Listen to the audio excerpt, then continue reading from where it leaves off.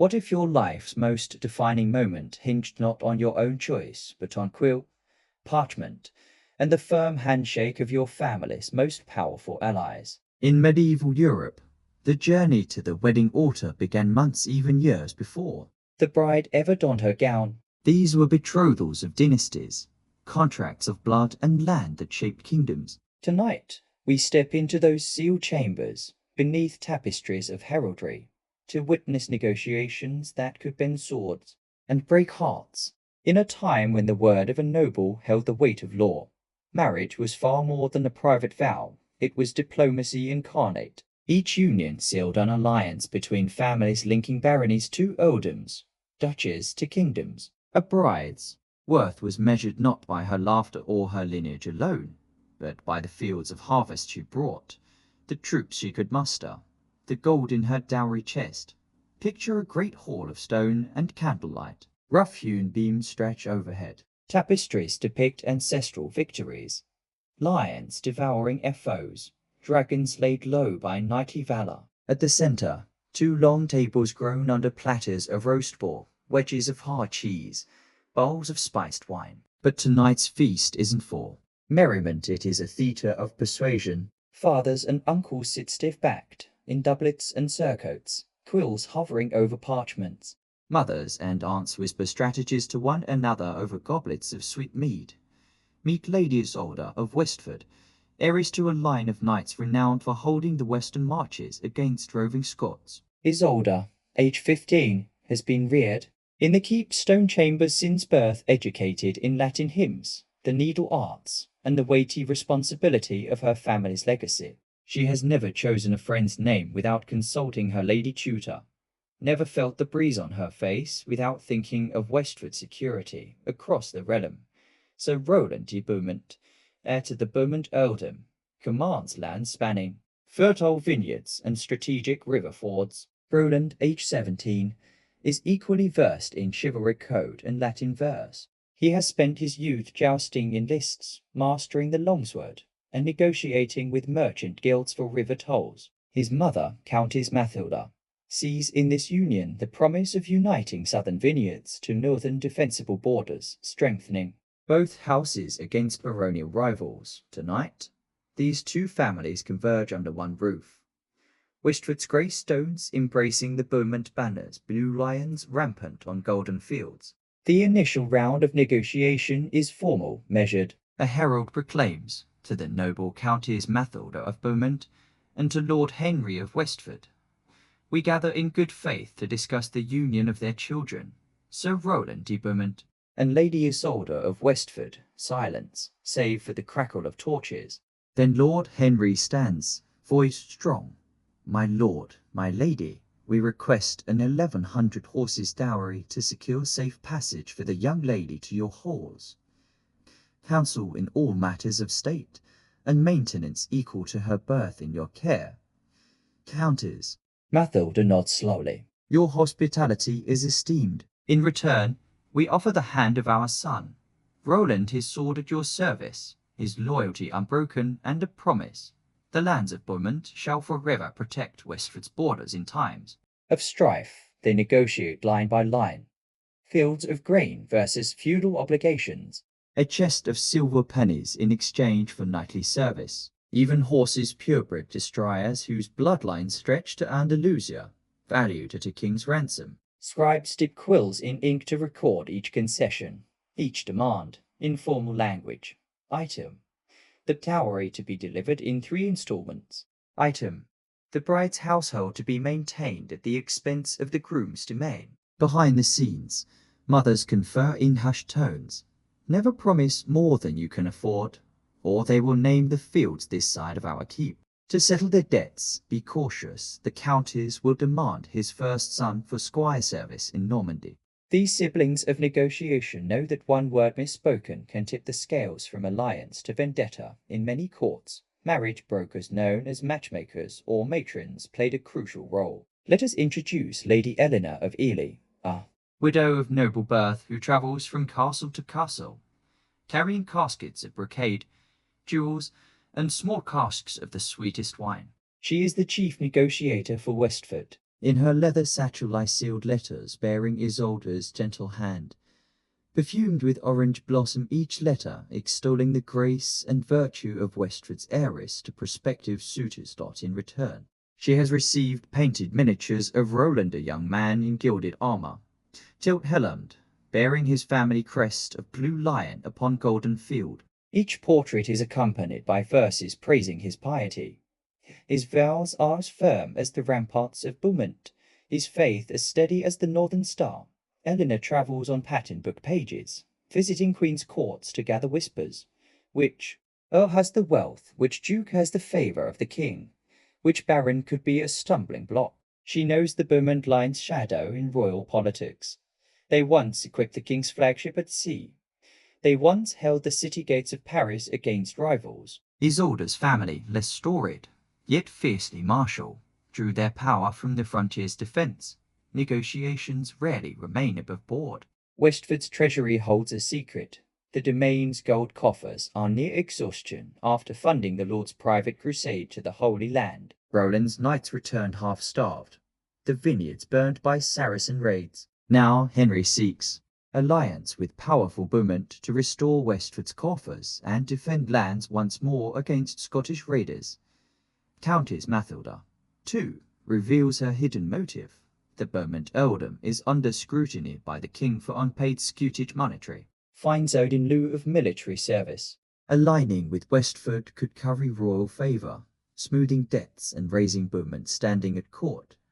Thus, the marriage becomes expedient for both houses, a union of gold and shields, of resources and reputation. This is a delicate ballet one. Misstep, and the entire contract tears, sending squires to sword points, families to open war, with quills poised. The family lawyers draft the contract commonly called the Carta Nuptialis, a legal parchment bound in vellum. It details dowry amount, 1,000 silver marks, delivered in 3 installments, upon betrothal, upon bride's arrival, upon birth of first child. Jointure, a promise of lands yielding £200 annually for Isolde, should she survive Roland. Service clause, Roland's obligation to render 20 knights annually to defend Westford's borders. Succession stipulation, their firstborn son shall inherit Westford, secondborn son shall inherit Beaumont holdings. Witnesses, names of the bishop, the city mayor, the king's chamberlain, and a representative from the merchant guild to guarantee financial credibility. As each clause is read aloud in the hall, torches flicker on the mosaic floor. At the end, Lord Henry dips his quill. Countess Mathilda follows. At last, even young Roland and Isolde place fingers to ink-binding dreams, hopes, and future lives to this parchment.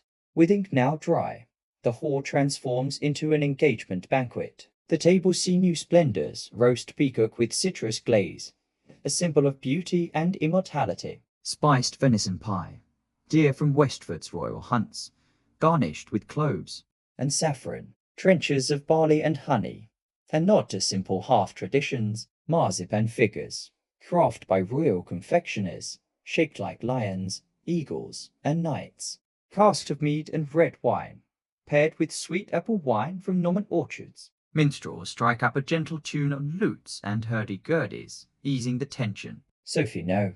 Isolde and Roland exchange stolen smiles across crowded benches, their own relationship budding as families clear censure and suspicion for a moment of canine camaraderie.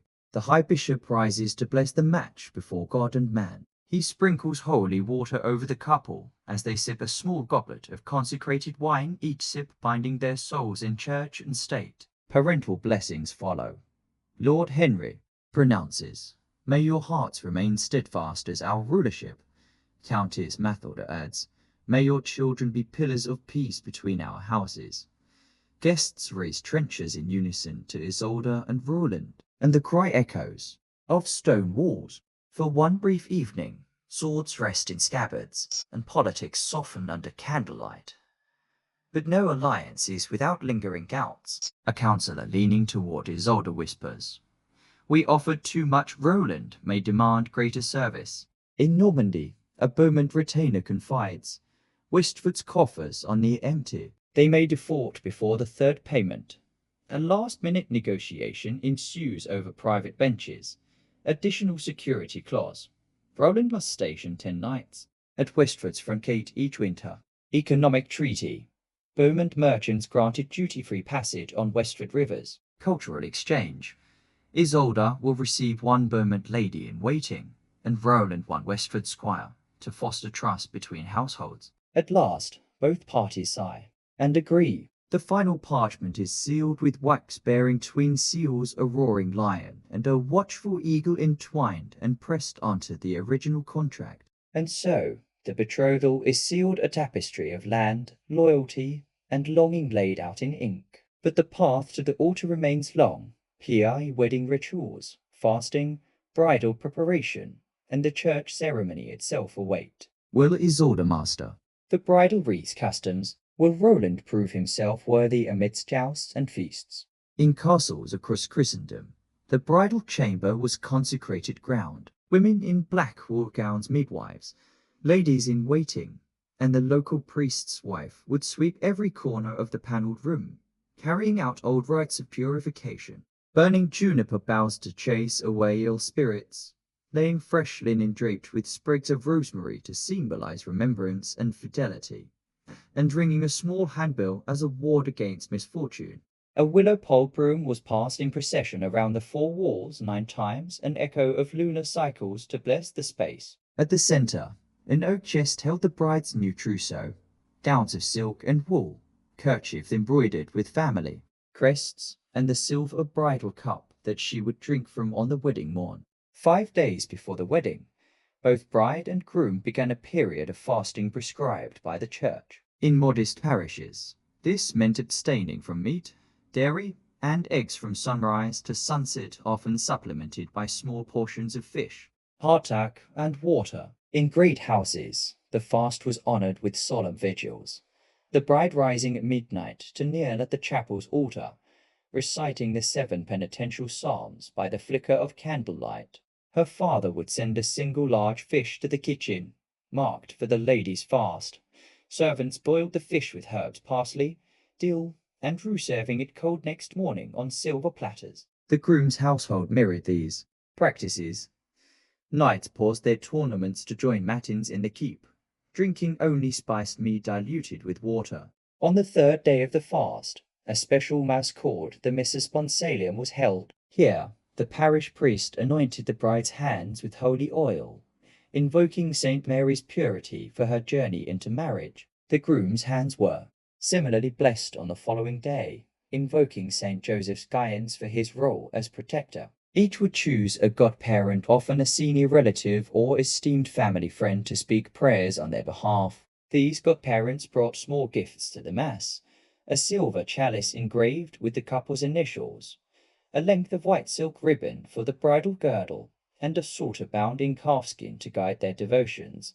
Meanwhile, in the women's quarters, the bride underwent her most visible transformation. Maidens braided her hair in intricate patterns for plaits for faith, hope, charity, and prudence, winding ribbons of gold thread through each braid. A linen coif was tied under her chin, symbolizing modesty, then replaced by a fine silk veil edged in lace. Jewelry was worn only once, a delicate necklace of rope-twisted silver, from which dangles a small reliquary containing a fragment of a saint's bone, most commonly Saint Catherine or Saint Agnes, intended to invoke holy protection. Earrings of polished jet or pearl were fastened, each representing tears of joy to come. Across the courtyard, the groom prepared in the armoury.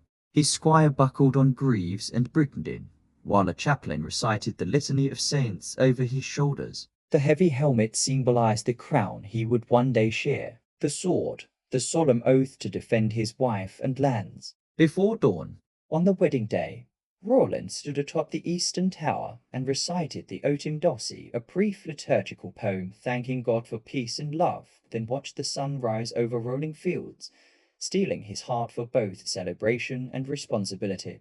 In many regions, families paid homage to household spirits or ancestors before a wedding. A small loaf of enriched bread was left on the hearth for the kobold slumbering creatures said to guard the home. In Brittany, a pint of ale was poured onto the threshold to honor the footskines, minor Ife believed to usher new arrivals safely through doorways. At dawn, Isolde's nurse lit rosemary and lavender at the hearth, then placed the blessed loaf and a flagon of ale before the stone mantle. A whisper, safe passage to our daughter, and silence until the evening bells called her to the church. When the sun dipped below the battlements, the fast broke with a modest repast, thin barley pottage spiced with onion, a handful of dried figs, and a single goblet of wine sweetened with honey. Guests sit by torchlight, moving quietly so. The solemnity of preparation would not be disturbed. Even the household hounds sensed the gravity. They lay curled at the hearth, watching the soft rustle of gowns and tunics as families exchanged hushed prayers for health and happiness. The night before the wedding, the bride bathed in rosewater scented with petals and frankincense. A maid heated water in a copper cauldron behind a linen screen, then poured it over Isolde's shoulders, symbolizing the cleansing of past sorrows. The bath was both literal and spiritual. It washed away childhood and prepared her for new roles. After toweling off, she donned a chemise of fine linen, embroidered at the hem with protective runes or ecclesiastical monograms. Her room glowed with the light of lavender-scented beeswax candles, and the air smelled of cassia and myrrh, tokens of sanctity and unity. At daybreak, before her departure, the bride shared a final meal with her mother and aunts, a dish of sweet rice cooked in almond milk, studded with candied orange peel, and garnished with blanched almonds. Each bite was taken in silent prayer, the spoon dipped 9 times to honor the Trinity and the 9 choirs of angels. Then the parish priest arrived to bless her journey, sprinkling holy water as her family gathered at the doorway. Isolde knelt, head bowed, and received a last blessing.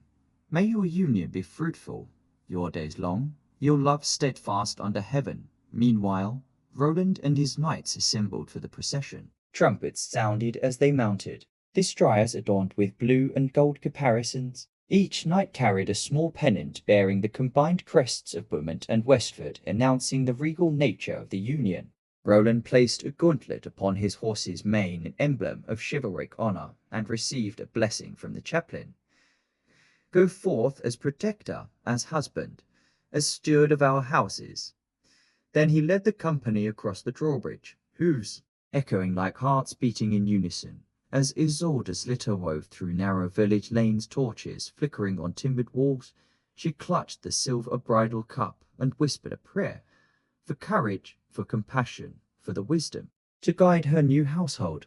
Roland, approaching the church's ancient oak doors, patted his sword's hilt and whispered his own vow to honor, to protect, to cherish. And so, in those final moments before the Mass, bride and groom stood poised on life's threshold, riders in separate processions converging at the sacred altar. In an age when illiteracy was common, a noblewoman's robes broadcast her status at a glance. The colors she wore, deep purples, forest greens, royal blues, were derived from rare dyes, Tyrian purple from Mediterranean snails, woad and indigo imported by merchants, madder root cultivated in sunlit fields. Each hue required months of labor and burdensome tariffs, reserved for the highest echelons. The cut of the gown spoke of regional styles. In Norman courts, sleeves hung to the ground, embroidered with golden eagles. In Burgundy, the surcoat tightened at the waist and flared at the hips, lending an hourglass silhouette. Not all brides chose a long train. Some preferred shorter hems for mobility, especially in hilltop keeps where steep stone steps led to chapels. Yet beyond fashion, the gown was symbolic armor, a second skin proclaiming chastity and couture. Its panels concealed and revealed the bride's lineage, seams stitched with family crests, hems embroidered with protective runes or religious iconography, all intended to guard her virtue and ensure prosperity. Let us first explore the raw materials. Wool, spun from the fleeces of mountain sheep, formed the gown's foundation, thick, warm, and practical. Linen cultivated in Flanders or Egypt served for undergarments and chemises, its cool threads next to the skin. Rarer still was silk, imported via Venetian merchants from Byzantium and Antioch, its lustrous sheen a signal of opulence, Dyeing was a guarded trade. Indigo vats bubbled in medieval apothecaries, fed by crushed plant leaves that stained hands a deep midnight blue.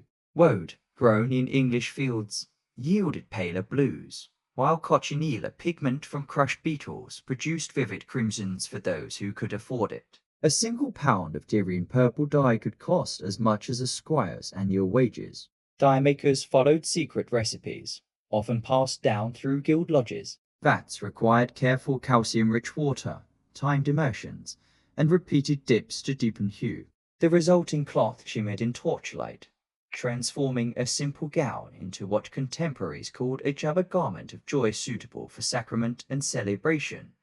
A medieval bride's dress consisted of at least 3 layers: chemise, smock, the innermost linen garment, stitched close to the body. It absorbed oils and sweat, preserving outer fabrics. Lace-trimmed cuffs and necklines were rare luxury, often added by personal seamstresses.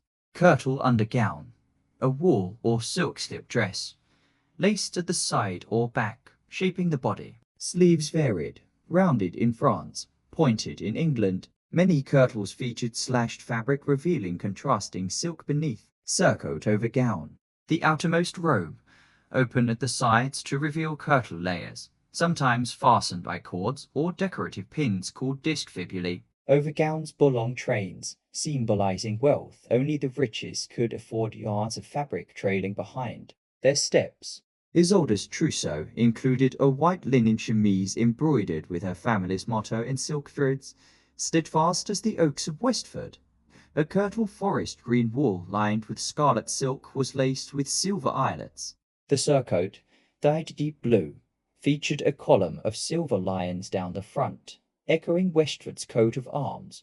No medieval bride appeared without a veil. In northern realms, the veil was a fine wool or linen rectangle draped over the head and pinned at the temples. In Italian courts, veils became elaborate, layered two-edged with gold thread, draped over tall wire frames crespins, giving brides an almost celestial halo.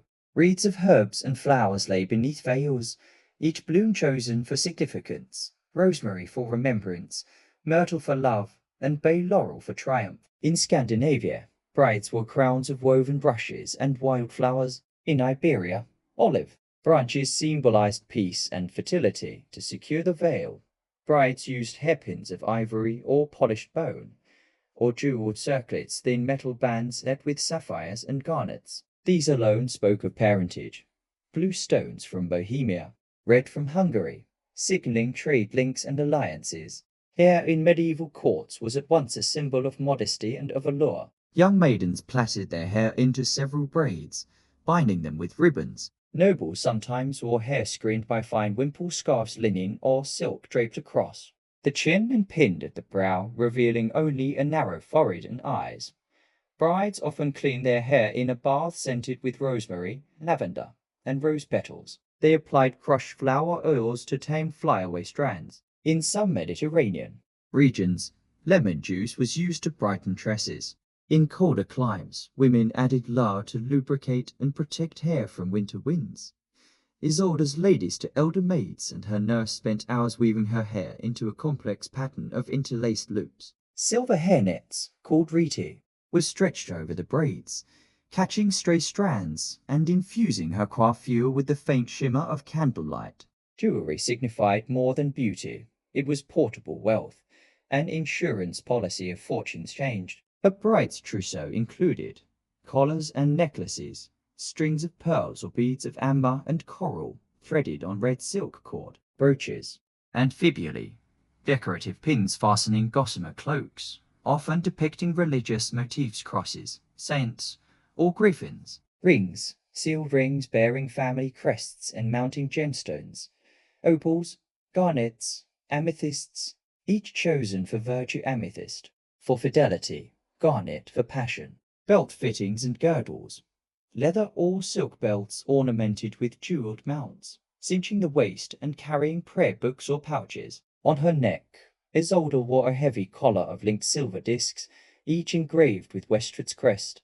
An oak tree between twin towers. On her bosom rested a small reliquary pendant containing a fragment of Ursula's bone, secured by a clasp set with a single sapphire. Every adornment carried meaning. Pearls, symbolic of purity and innocence. Sapphires, emblems of heaven and divine favor. Garnets, tokens of love and fidelity. Amethyst, a reminder to temper passion with wisdom. Gold leaf embroidery, reflecting the bridal lantern's light, a beacon of hope. Brides sometimes wore a single ring on each finger, a set of 7 bands, representing the 7 virtues. This practice was most common among French and German nobility, linking matrimonial vows to spiritual perfection. Footwear was rarely decorative. Most brides wore simple leather turnshoes dyed to match their dresses. Yet on special occasions, guildsmen craft polaines, pointed shoes whose length indicated status. The bride's polaines were short, about 3 inches beyond the toe, to allow graceful gait in slippery castle corridors. Before donning shoes, the bride's feet were washed by her mother or godmother in rosewater, then rubbed with olive oil to soften the skin. A small woven cloth bound each foot, echoing hospitality rites and symbolizing the journey she was about to undertake, stepping from maidenhood into matrimony. Gloves, often of kid leather, clad the bride's hands during outdoor processions, protecting against wind and rain. These gloves were embroidered with initials or a small heart motif. When removed at the altar, the groom might tuck one into his pocket as a lucky charm.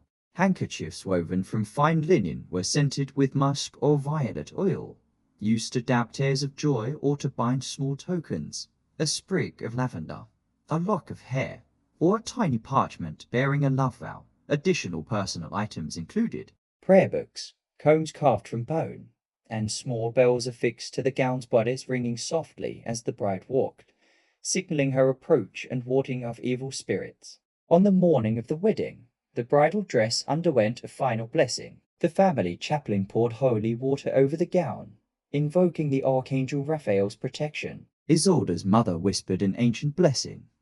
By this thread, and by this thread, may your life entwine with love and lead you to joy. By this silver and by this gold, may hardship be tempered, and your lineage grow bold. Servants smoothed every crease, pinned each cloak, and adjusted cords one last, time ensuring that every panel fell perfectly before she walked down the church's nave.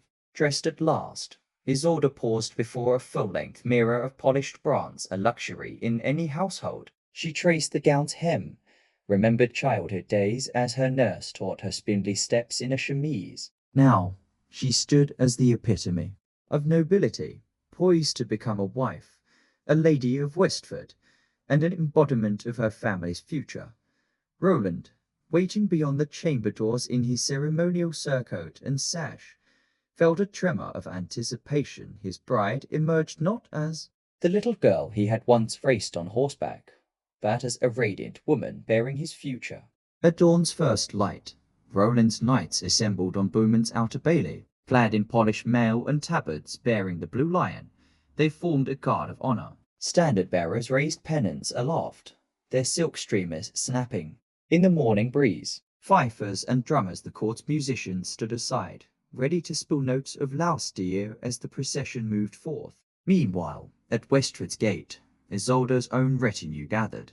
Ladies in waiting in kirtles of rose and pearl, maids bearing ornate chests of perfumes and tokens, and the nursemaids carrying the silver bridal cup and the hustling loaf. Before they marched, a herald climbed the gatehouse steps and proclaimed, "Hear ye, hear ye, by order of Lord Henry of Westford and Countess Mathilda of Beaumont, that all subjects come forth to bless the union of Lady Isolde and Sir Roland. This the 3rd of June, in the year of our Lord, 1282. Bows and curtsies followed. Then the 2 retinues converged, Beaumont knights linking arms with Westford squires, their banners side by side. Hot spiced wine was offered to onlookers as they fell into step. Even common villagers, village mayors, and guild representatives joined the slow march, transforming the journey to church into a communal rite.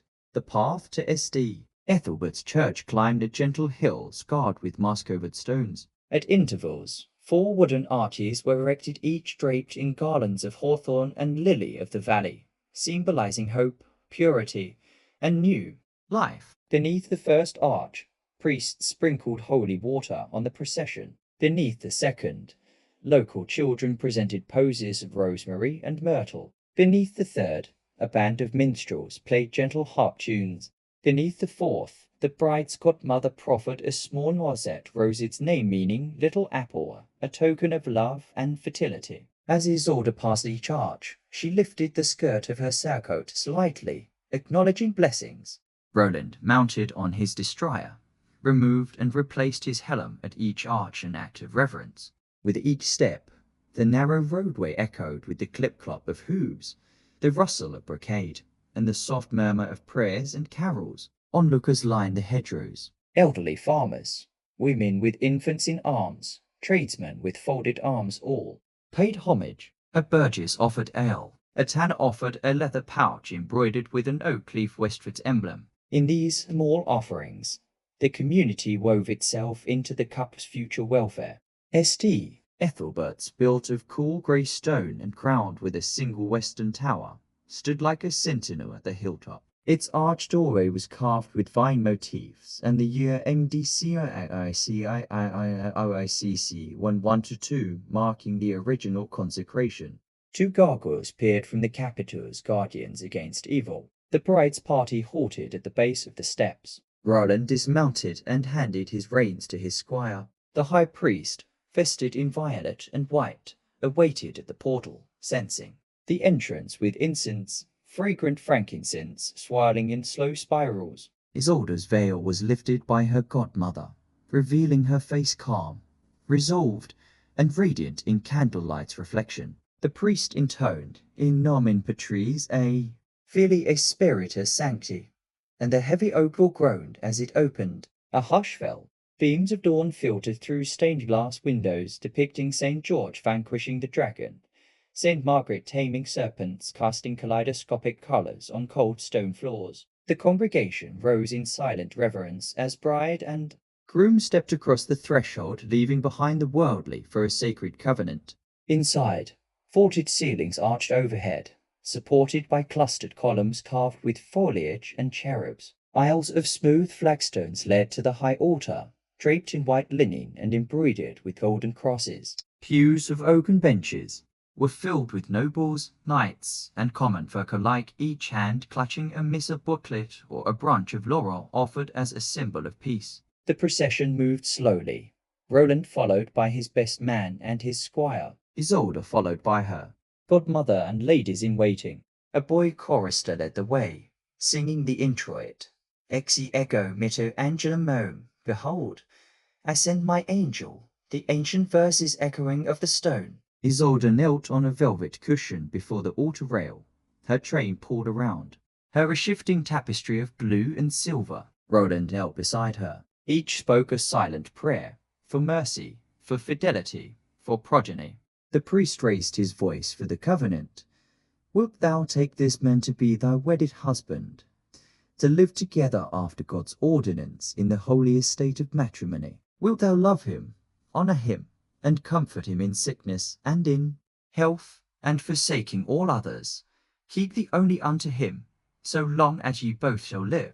Isolde, voice clear, replied, I will. His godmother slipped a gold ring plain, unadorned, onto her slender finger. Then Roland answered, and Isolde placed a second ring upon his. Each ring, though simple, bore a hidden inscription on its inner band.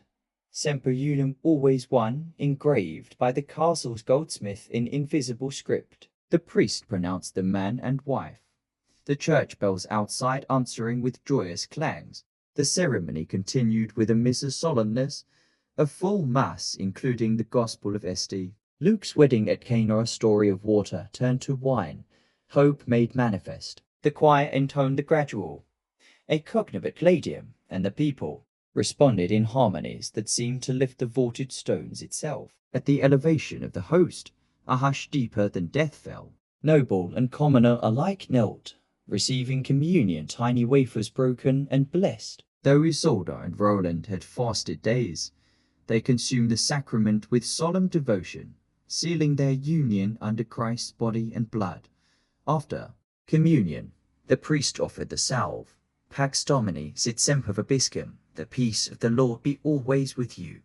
Roland rose, extending his hand to Isolde. She placed hers in his, a symbolic gesture called the dextrarum iunctio, joining right hands as equals in marriage. Then onlookers offered a liturgical kiss of peace.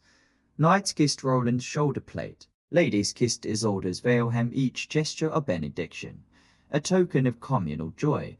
Standing before the altar, the priest raised his folded hands and proclaimed, "I pronounce you husband and wife in the name of the Father, and of the Son, and of the Holy Spirit." A final amen echoed through the stones. The organ struck a triumphant chord. Roland and Isolde processed back down the aisle. They first walked together as a married couple amid jubilant acclamations. Trumpets blared from the east window. Rose petals showered them as they passed by village children awaiting their chance to bless the newlyweds. Outside the church, the couple mounted a dais beneath the valley's ancient oak. A messenger read aloud the marriage contract, publicly declaring the dowry, jointure, and feudal oaths, so that all could witness and bear it as record. Then Roland lifted Isolde's veil, revealing her face to the crowd, a gesture symbolizing their full union. Village elders stepped forth, offering bread and salt, symbols of hospitality and fidelity, and the newlyweds shared a loaf of beet-sweetened bread and a sip of ale from a communal horn, binding themselves to the land and to their people. Before dawn, cooks and scullery maids gathered in immense stone kitchens. Copper cauldrons hissed on hearths, and rows of spittoons, long iron rods, slowly rotated joints of venison, boar, and capon over open flames. Yeomen delivered baskets of fresh produce, winter squashes, early onions from hothouses, and jars of pickled cucumbers. In corner hearths, pastry cooks kneaded buttery dough for pies. Coffins filled with stewed pears, honeyed almonds, and spiced beef. Black pepper and cinnamon, imported at great cost from Alexandria, were cracked by mortar and pestle, releasing heady aromas that drifted through arched windows and called villagers from the gate to watch the smoke wreaths rising against dawn's grey sky. The feast began with the cold table, a display of gilded trenchers laid out on white linen, their platters of smoked salmon, pickled herring in mustard vinaigrette, jellied calves' feet tinted with saffron, slices of custard-thick cheese, goat's milk rounds aged in straw, and creamy curds drizzled with thyme-infused honey. Gilded goblets held spiced wine hypocras made by steeping cloves, ginger, and sugar in red or white wine. Servers moved swiftly, carrying trays of vol-au-vent's tiny pastry cases filled with minced mushrooms and leeks, bound in rich cream. Each course was announced by a herald's horn or a kettledrum roll, signaling to guests that the next chapter of the feast was about to unfold. Seating at the high table was a ceremony in itself. The newlyweds sat in the center on raised dais seats, Roland on a carved oak chair inlaid with mother of pearl, Isolde on a gilded bench with embroidery of her family crest. To their right sat the bride's father and godfather. To their left, the groom's mother and best man. Next came the eldest knights of each household, followed by lesser barons, wealthy merchants, and finally the town burghers. Servants, minstrels, and jesters were relegated to benches against the wall or small tables behind the main dais, close enough to serve, but far enough to remain unseen by noble eyes. The second course comprised roasts, whole peacocks, gilded with egg yolk to shine like the sun, their tails fanned behind, bars stuffed with apples, chestnuts, and dried apricots, lamb glazed with mead and rosemary. Each platter arrived on a passerelle, a narrow footbridge carried by 6 servants, who placed the dish before the host to taste first. If poison was suspected, the lord would take the first bite. Only then would it be passed down the table, between dishes. A banquet master, often a steward appointed for the feast, inspected the pies and pastries, banishing any that failed quality or taste, and quietly sending servants back to the kitchens for replacements. Alongside the roast came side dishes, horn-o'-flinty bowls of frumentia wheat and almond porridge sweetened with sugar and cinnamon, platters of salsify and leeks braised in vinegar and garlic, buckwheat cakes fried in goose fat. In corner cauldrons, spiced pottages bubbled, rich stews of peas, beans, and lentils, enriched with cubes of bacon and thickened with stale bread. These were ladled into trenchers and served piping hot, an earthy counterpoint to the lavish meat dishes.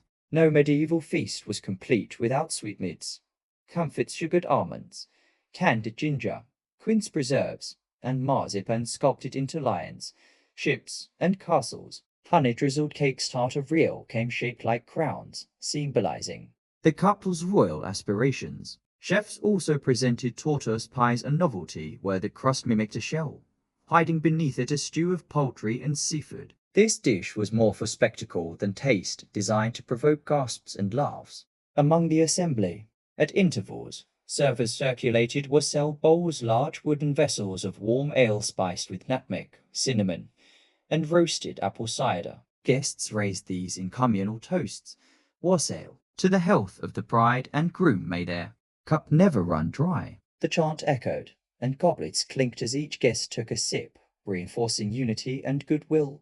As plates were cleared, the great doors opened to reveal minstrels on a raised gallery, harpists, flutists, and lutanists playing polyphonic dances, estampes, pavans, and saltarellos. Jesters tumbled below, juggling flaming torches and performing acrobatic leaps. Then came the dancers, couples in velvet doublets and brocaded gowns, moving in intricate patterns called carols. Even the bride and groom led one figure, their steps guided by the herald of dances, weaving through lines of bowing guests. Friends and relatives rose to offer tribute, short speeches praising the couple. A squire read a poem in Middle English extolling Isolda's beauty. A burgess delivered a Latin oration on Roland's valor. Each tribute concluded with a presented gift, a sword engraved with their initials, a tapestry depicting their heraldry, or a bound volume of troubadour songs, tokens of esteem and investment in their future happiness. As the feast wound down, servers brought around Bedriche, small cakes soaked in rosewater, symbolizing the comfort of home. The banquet master gave final thanks, reminding guests to join the procession back or retire to guest chambers prepared with fresh straw and warm rushes. At dusk, the bridal suite was readied for its final transformation. Servants drew thick tapestries closed against draughts, hung fragrant herbs, rosemary, lavender, and verbena in woven bundles from iron hooks, and placed rushes on the floor, freshly strewn to cushion tired feet. A silver brazier of coals glowed in one corner, its embers gently warming the room. The bridal bed, hewn from oak and carved with interlaced knotwork, was draped with layers of linen, wool, and silk. On top lay the marriage cloak, a heavy wool blanket embroidered with symbols of unity, such as joined rings, intertwined vines, and the family heraldry of both houses. This cloak would cover the couple as they slept, symbolizing their new shared life. Unlike modern intimacy, the medieval bedding ceremony was often witnessed by select relatives and the principal godparents. A curtain was drawn around the bed, forming a private screen, yet the hush of voices beyond it reminded the couple they remained part of a larger community. The maid of honor and the best man chosen not only for friendship but for discretion stood guard. Their roles, to see that the newlyweds entered the bed correctly, to hand each a lit taper for courage, and to close the curtain at the end of the ceremony, signifying the community's blessing of their union. Following the priest's blessing in the hall, the couple stepped behind the curtain. Roland removed his surcoat and sword belt, laying them ceremonially on a carved chest.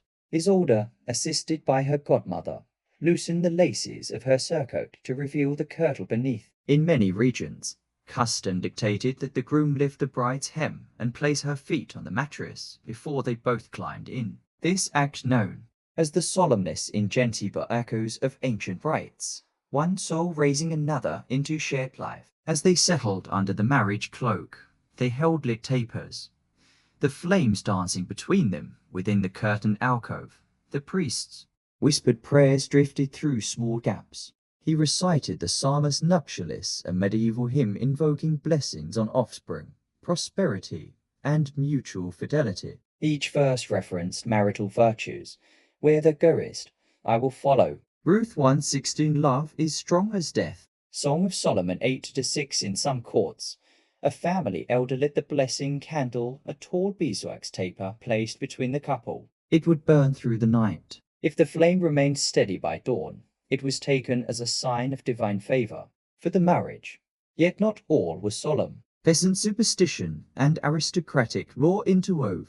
It was said that if the bride and groom spoke no words, but recited their names 3 times in unison as they lay side by side, they would never conflict. Others whispered that passing a new coin between naked toes would ensure prosperity in each household. In certain regions, godparents foretold the firstborn's gender by the direction in which the bridal cloak was tucked toward the groom's chest for a son, toward the bride's chest for a daughter. Such prophecies, half believed and half feared, lend the ceremony both mystique and mirth.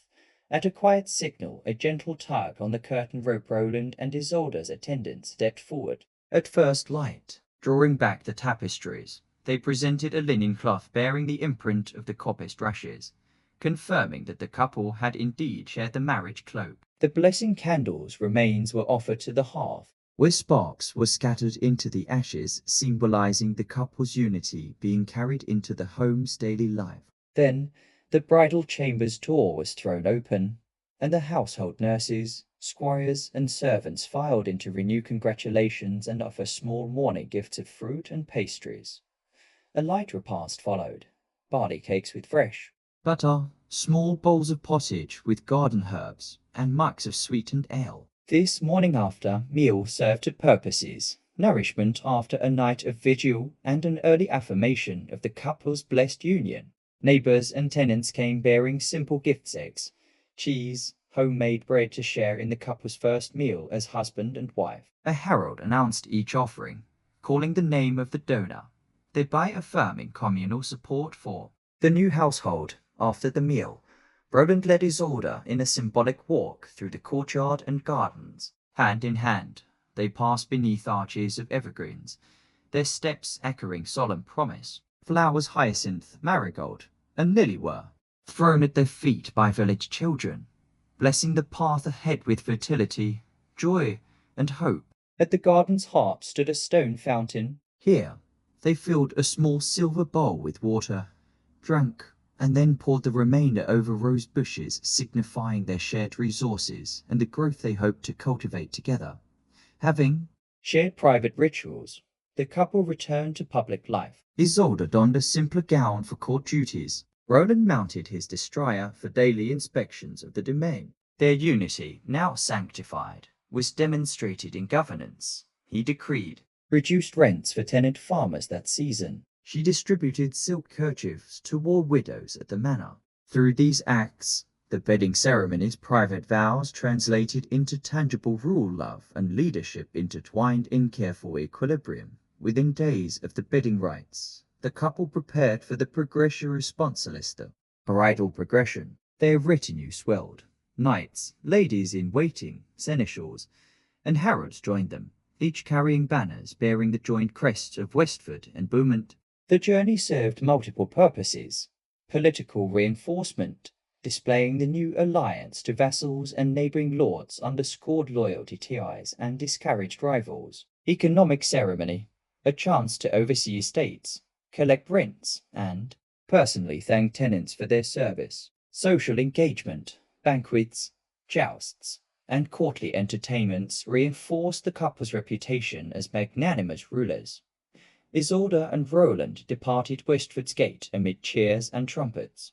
Isabella, Isolde's godmother, carried a gilded reliquary vessel filled with consecrated water. Each stop would begin with a sprinkling of holy water on the Lord's Hall. On the first leg, they travelled to Beaumont's southern manors, villages of thatch-roofed cottages, fields heavy with ripening wheat. Roads were little more than rutted tracks, but all along the way, peasants knelt in greeting, children waved posies, and porters offered fresh water and salted meats. At each manor house, the household stewards labored night and day to prepare feasts commensurate with their lord and lady's status. Kitchens lit by firelight produced roast capon and cane birds, pillared turkeys imported from Iberia when available, or peacocks adorned with their original plumage. Marrow-filled bones, beef shins sliced to reveal glistening marrow, served with mustard seed sauce. Trenchers of sweet herb pottage, a blend of parsley, garlic, and onions thickened with stale breadcrumbs, exotic spices, cumin, saffron, and cinnamon showcasing the reach of trade networks. Guests gathered in great halls hung with tapestries depicting the newlyweds' familial legends. Servants in surcoats bearing joint heraldry served trenchers by torchlight, while minstrels on a raised dais entertained with ballads recounting the couple's valor and virtue. After the meal, Roland addressed the assembled vassals. By my hand and my bride's blessing, I confirm your holdings and renew your oaths of fealty to Westford and Beaumont. As husband and wife, we vow to uphold your welfare and justice in these lands. Vassals stepped forward, kneeling upon one knee. My lord, my lady, I pledge my sword, my service, and my life to your house. In return, the couple presented gifts, hammered gold rings for leading knights, folds of fine cloth for squires, and coins for peasants, tangible tokens of gratitude, meant to bind loyalty through generosity. No post-wedding visit was complete without martial display. Jousts were erected on the manor's tilting yard, 2 long barriers with stands built for spectators. Roland, resplendent in his surcoat, led the tilt. His lance, tipped with blunted steel, splintered the lance of his challenger, a neighbouring baron, as onlookers gasped. Isolde watched from the pavilion, her veil lifted so that her nod would signal acceptance of the victor's homage. For common folk, foot races, archery contests, and wrestling matches followed, peasants testing strength and skill, cheered on by their lords and ladies who tossed coins to winners. Each stop included a visit to the local chapel. Isolde and Roland knelt before the altar, offering prayers of thanks, lighting candles for ancestors, and commissioning masses for their union's success. Chapels across the region displayed small shrines to saints invoked for marriage: Saint Valentine, Saint Anne, and even local patron saints whose relics promised fertile offspring and peaceful reigns. The couple donated their wedding rings to the church treasury, an ancient custom symbolizing that the sacrament of marriage belonged first to God, then to man. In return, each chapel's sacristan presented them with a small reliquary, a gift of divine favor to carry on their journey.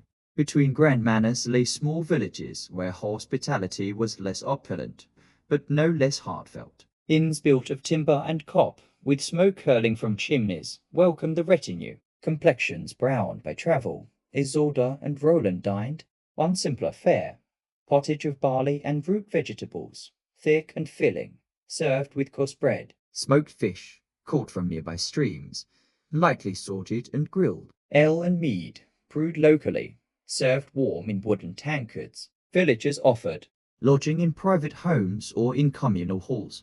In return, the couple's presence elevated the village's profile. Pilgrims and traders would later speak of the noble passage, ensuring continued blessings and trade for the community. In border regions, local customs added colour to the progression. In Breton hamlets, villagers performed the Easter dance at dawn, celebrating fertility and spring. In alpine valleys, shepherds led the bridal entourage across high passes to devout chapels dedicated to St. Leonard, patron of captives and travellers. Each local custom reminded Isolde and Roland that their marriage spanned not only to houses, but diverse cultures binding themselves to every soul along their path. Minstrels travelled with the retinue, some in grand livery, others as humble troubadours. They sang love ballads, verses of Tristan and Isolde, Lancelot and Guinevere echoing the couple's destiny, heroic epics, tales of Charlemagne's paladins encouraging courage in uncertain times, local legends, songs of dragon slayers and fa maidens, weaving enchantment into each night's campfire. Isolde requested a new ballad praising her husband's knightly deeds. Roland commissioned a poem lauding her wisdom and grace, tokens to carry memories of each stop. At many stops, local markets were held in the manor's courtyard. Merchants displayed fine linens from Flanders, spices from the Levant, wrought iron tools forged by local smiths. Isolde and Roland made discreet purchases: lengths of silk for new gowns, spices to flavour future banquets, and silverware to gift returning guests. Each transaction bound trade links so that their household's demands spurred commerce long after the progression passed. After weeks on the road, the couple returned to Westford for one last gala, a farewell banquet celebrating their safe passage. The menu combined regional favourites: Normandy-style crepes filled with cheese and apple compote, Westford venison stew enriched with saffron, Beaumont honey cakes flavoured with mead. Guests raised toasts to the bride's safe return, to the groom's steadfast leadership. Then, amid song and laughter, Isolde and Roland walked hand in hand beneath an arch of lilies, a final blessing before settling into married life at Westford Keep. In medieval law, a dowry was more than a gift, it was the bride's security, her bargaining chip in turbulent times. Westford's contract stipulated that Isolde's father deliver 1,200 silver marks at 3 stages: betrothal, bridal arrival, and first childbirth. In return, Roland promised a jointure lands, yielding £200 annually to support Isolde if she outlived him. This clause protected widowed brides, ensuring that a knight's sword need not be the only means of provision. Behind castle doors, stewards and chamberlains inventory dowry items. Each chest is examined.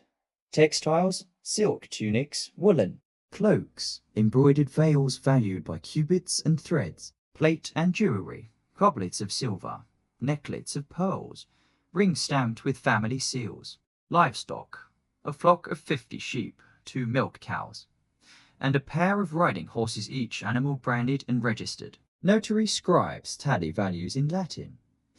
Item, unum cofferium cum ducentis gemmis. Item 1 coffer with 200 gems. Each entry under oath, under threat of excommunication for forgery. When disputes arose, late dowry payments, last gifts, or contested inheritances, parties appealed to manorial courts or royal courts. Our couple's contract was sealed before the King's Chancellor, elevating it beyond local jurisdiction. Should Roland default on a dowry instalment, Westford could reclaim its maiden's lands or demand knight service from Beaumont squires. Likewise, if Isolde died childless within 7 years, Roland's heirs might recover a portion of the jointure lands, returning them to the Beaumont domain. 1 year after the wedding, Isolde's dowry chest vanished en route to Beaumont's granary. The culprit, a disgruntled bailiff who had gambled away his wages, summoned to the Manor Baron's hall. The bailiff learned the gravity of his crime. Contempt of a royal contract carried severe penalties: fines tripled the chest's value, public shaming in the pillory, and forfeiture of future wages. Under oath, he revealed the chest sold to a merchant in the market town. The couple dispatched envoys to recover the goods, exchanging letters sealed with the king's signet to authorize searches and restitution. Within weeks, the chest was returned, though several precious rings had been stripped, triggering a secondary dispute over partial losses. Inheritance in medieval Europe followed primogeniture. The eldest son inherited the father's lands, but marriage contracts often stipulated provisions for younger sons or daughters. Younger sons granted knights fees, small plots yielding income to maintain status without fracturing estates. Daughters secured by dower, a fraction, usually 1/3 of their husband's lands, reserved for their use after his death. Isolde and Roland's marriage contract included these clauses. Their firstborn son, Henry, would inherit Westford. Their second son, William, would receive Beaumont's lesser manors. Their daughter, Eleanor, would hold Westford's eastern fields as her dower. 10 years later, William claimed the manor of Coldbridge, which Roland's steward had quietly leased to a knight in exchange for 50 marks yearly. William argued that Coldbridge formed part of his birthright as second son. The dispute reached the Exchequer Court, a royal tribunal. Evidence included Roland's charter leases, witness testimonies from the steward, and William's own birth certificates sealed by Westford's church. In a dramatic hearing, the justices ruled the lease was valid, but Coldbridge's income would be split, William receiving half the revenues, and the steward's lessee keeping the other half until the lease's expiry. Thus, compromise averted outright conflict. When Isolde passed away after 20 years of marriage, her jointure lands came into question. Roland's heir demanded that the widow's lands revert to the primary estate. Yet the contract guaranteed Isolde's right to her jointure for life and no less. The heir offered a quitclaim of formal renunciation of future rights in exchange for annual payments to Isolde's daughter. Isolde, now a dowager countess, accepted her lands secured by quitclaim, avoiding protracted feudal warfare and preserving family unity. Dowager Isolde called a family council of Rowan's heir, William, Eleanor, and the Beaumont cousin, urging compromise. She argued that continued estates division weakened their collective power. In candlelit chambers, they negotiated annuities, annual incomes to be paid by the heir to Eleanor, land swaps consolidating contiguous manors, and a trust fund drawn from Beaumont's vineyards. Through mediation, the dowager's claims were honoured, and the realms remained bonded testament to careful stewardship of dowry and inheritance laws. Similar disputes flared across Christendom. The Capetian king's daughters brought enormous dowries that shaped French alliances. In England, Plantagenet dukes' marriages funded wars in Wales. In the Holy Roman Empire, disputed inheritances sparked minor wars. The War of the Austrian Succession centuries later echoed these medieval contracts in greater scale. Our couple's case exemplifies how marriage law balanced family interests, feudal obligations, and royal authority. Its ripples felt in every castle and court. Medieval society was woven from distinct classes: the nobility lords, ladies, knights, and the peasantry villeins, cotters, serfs. While nobles contracted marriages for land, power, and politics, peasants wed for labor alliances, community bonds, and personal companionship. Yet both faced similar rights, blessings, feasts, and community witness, each ritual tailored by local custom and economic means. In rural England, peasant weddings centered on the church porch ceremony. Villagers gathered outside a simple stone chapel. Upon the priest's blessing, the couple would circle the church 3 times, an echo of pagan processions, before entering to exchange vows. Post ceremony, neighbors offered bread and ale at the bride's home. Rough brown bread, oatcakes, and ale brewed from the previous harvest. Dancing on rush-strewn floors followed.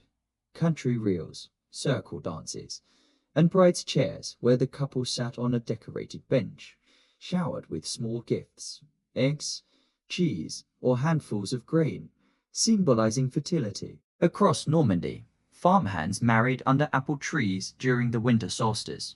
They wore wreaths of holly and ivy. Wassail bowls were passed around to honor household spirits, and the mammal custom required grooms to carry the bride around the hearth 3 times, signifying her new role as hearthkeeper. In Lombardy, peasant brides chose godmothers, usually the eldest unmarried aunt, who prepared a simple gown of homespun linen and wove olive wood combs into the bride's hair. The ceremony took place at the parish's central piazza. The priest read vows as villagers formed a ring, singing local ballads. A midday meal followed in the courtyard: polenta, roasted goat, and wild greens. Dancers, barefoot youths led processions through vineyard rows, tossing grape clusters in blessing. The feast continued until sundown, ending with a communal fire where couples leapt over flames for good luck. In Bavaria, forest customs infused peasant weddings with woodland magic. Couples were married at dawn beneath an oak, believed sacred to the gods. The bride carried a stalk of mistletoe. The groom wore a sprig of fir. After vows, they processed through the forest with torches, gathering moss to line their bridal bed. The feast held in a clearing featured roasted boar, mushroom stews, and forest honey cakes. Minstrels played zithers and hammered dulcimers. Bride leaping games tested agility.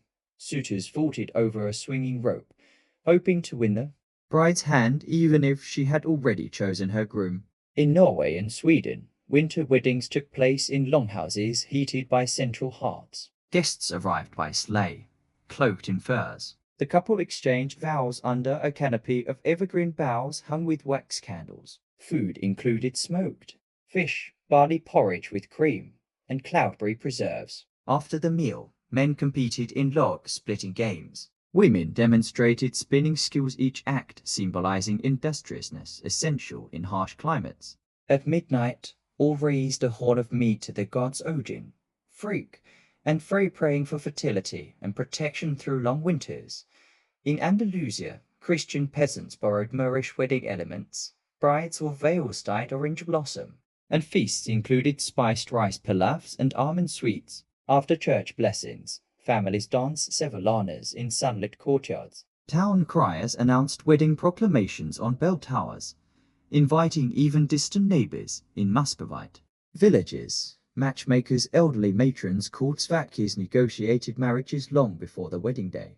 Brides wore sarafans, simple gowns, and kokoshnik headdresses at ceremony. Grooms wore Kosovarotka shirts embroidered with red crosses at the collar, a protective symbol. Post-ceremony, villagers joined in the ransom of the bride game. Groomsmen hid the bride's shoes, then ransomed them back with toasts and gifts, creating joyful merriment. In Orthodox lands, village weddings began with piety ceremony, betrothal rites at home. An elder led prayers and sprinkled holy water on bridal garments. At the church, the ceremony included the crowning. The priest placed gold crowns on each head, symbolizing martyrdom in marriage. Feasts featured pilav, roasted lamb, and honeyed pastries called koularakia. Guests formed human chains, weaving through tables to dance horror and certos, their steps binding community spirit, while peasants danced on rushes and shared simple stews.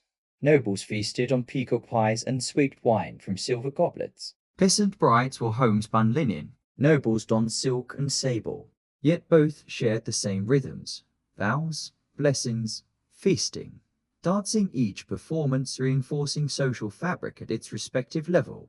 From humble crofters to crowned dukes, medieval weddings bound communities in rites of passage, each variant a vibrant thread in history's tapestry. Next, we explore Chapter 10, Legacy, Anniversaries, and Long-Term Marriage Rituals. Rest now, as our journey continues into the cycles of love and remembrance.